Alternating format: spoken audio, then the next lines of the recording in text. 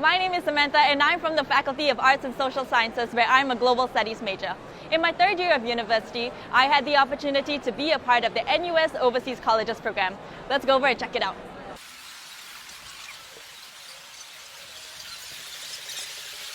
I'm at the NUS Overseas Colleges booth at the Stephen Riyadi Center. Let me bring you in.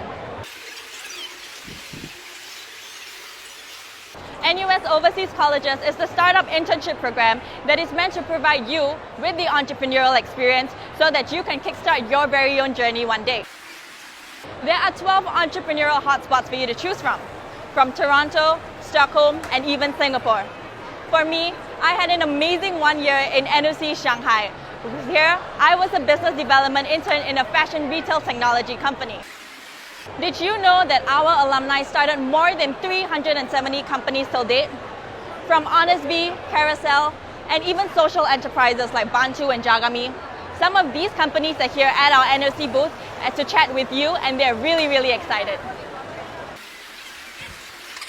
NOC is a part of NUS Enterprise.